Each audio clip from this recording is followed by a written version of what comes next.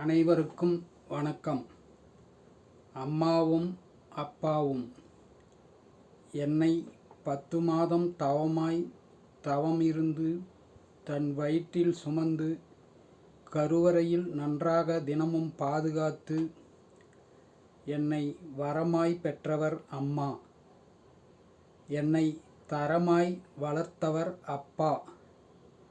என்னை பல வருடம் தோள் மீது சுமந்து கால்வலிக்க நடந்தவர் அப்பா. என்னை கடைசி வரை வளர்த்தவர் அப்பா. நான் அழுதால் ஓடி வந்து உடனே எனக்கு கண்ணீர் துடைப்பவர் அம்மா. எனக்கு கண்ணீரே வராமல் பார்ப்பவர், தினமும் என்னை காப்பவர் என் அப்பா. என்னை வாளியில் உள்ள தண்ணீரில் உட்கார்ந்து குளிக்க வைத்தவர் அம்மா. ஆற்றில் தூக்கி வீசி நீச்சல் கற்றுக்கொள் என என்னை தூக்கி போட்டவர் அப்பா. நடைவண்டியில் நடக்க பழக்கியவர் அம்மா.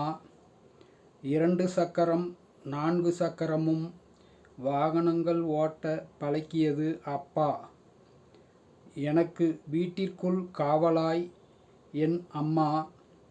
எனக்கு என்றுமே வெளிப்புற சுற்று வட்டாரம் முழுவதும் காவலராய் அப்பா.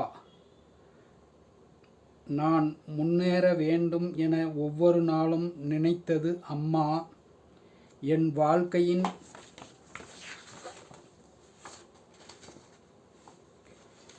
முன்னேற்ற பாதையில் செல்ல வேண்டும் என வழிகாட்டியவர் அப்பா.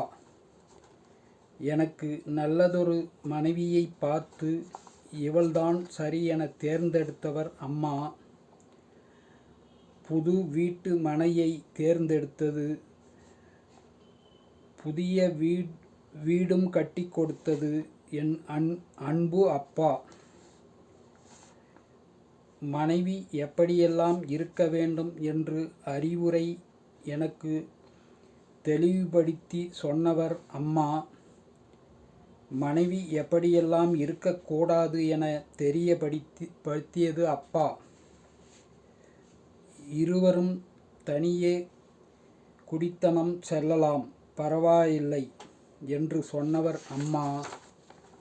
நீ தனியே சென்றாலும் எங்களையும் தினமும் இறுதி காலம் வரை வந்து கவனித்து கொள்ள வேண்டும் என்று உத்தரவு எனக்கு போட்டது அப்பா. கவிஞர் நா. முருகேசன், ஓசூர். கவிதையை பாருங்கள், படியுங்கள். மறக்காமல் லைக், ஷேர், கமெண்ட் மற்றும் சப்ஸ்கிரைப் பண்ணுங்கள்.